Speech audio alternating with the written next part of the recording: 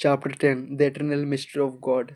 God is a mystery and will always remain a mystery for all His created beings. Many people have seen God in this universe. Angels in heaven constantly see God. Jesus said, I tell you that the angels in heaven always see the face of my Father in heaven.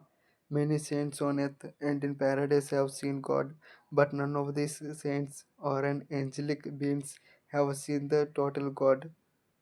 As we discussed earlier, God in His fullness has never stepped out of the unapproachable light.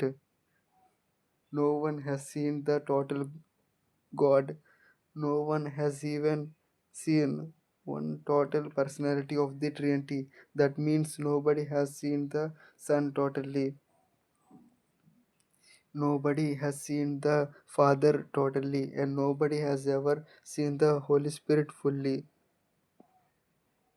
What the saints and the heavenly beings have seen are some small parts, like vesicles in the orange, of the Father, the Son, and the Holy Spirit. For example, when people saw the Son, it was only a vesicle of the Son. A lot more of the Son remained unseen back there in the unapproachable light. Likewise, when the Father was seen, it was only a small part, a vesicle of the Father. A lot more of the Father is in the unapproachable light, never seen by any created eye or intelligence. That is the reason Jesus said, no one knows the Son except the Father, and no one knows the Father except the Son. Of course, we might add in our minds that except the Father and the Son, no one knows the Holy Spirit, because he was always seen in symbolic images. Except the manifestation at Mamre, there is no other incident recorded in the Bible when the Holy Spirit was seen in a human form.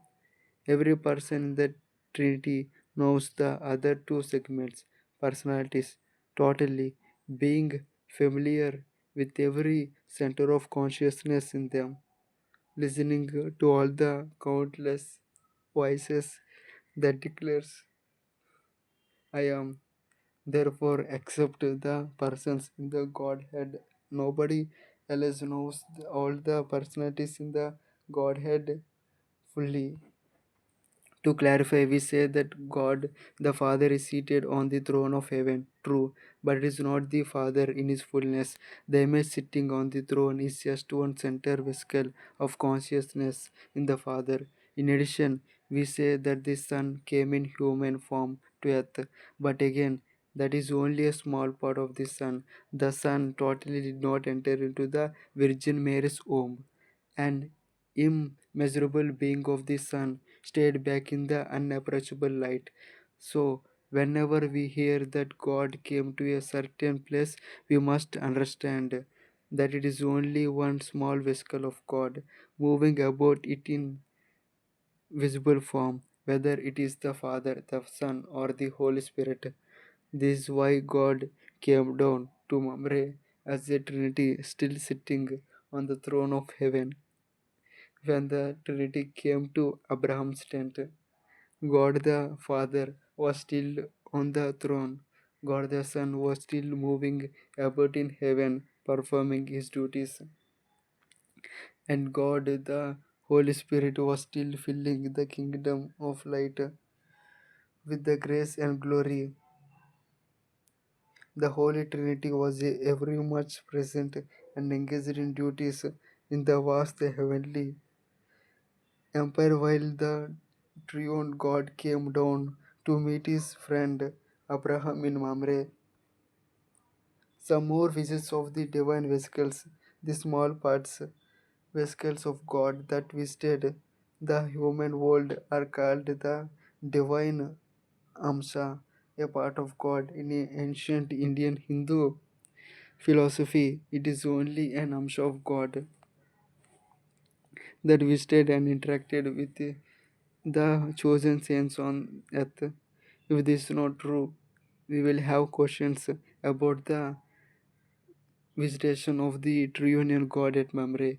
There are many more such incidents of God's visitations that nested this divine system of existence and visitations.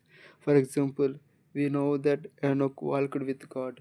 Many times we hear preachers telling us that God came down every day early in the morning to walk with Enoch. A beautiful thought indeed, but sooner or later this question will arise in our minds.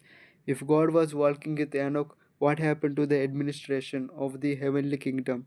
Who took charge of the heavenly administration while God was enjoying a morning walk with his child on earth? This problem is put to rest if we understand that a small vessel of God came down to fellowship with Enoch, while another vessel of God took care of the royal administration in heaven. Meanwhile, the greater part of God remained unknown to all the intelligences, dwelling in the secrecy of the unapproachable light. The same principle must be applied in understanding what really happened at the river Jabbok in Genesis 32, chapter 24th verse. The Bible tells us, so Jacob was left alone, and a man wrestled with him till daybreak.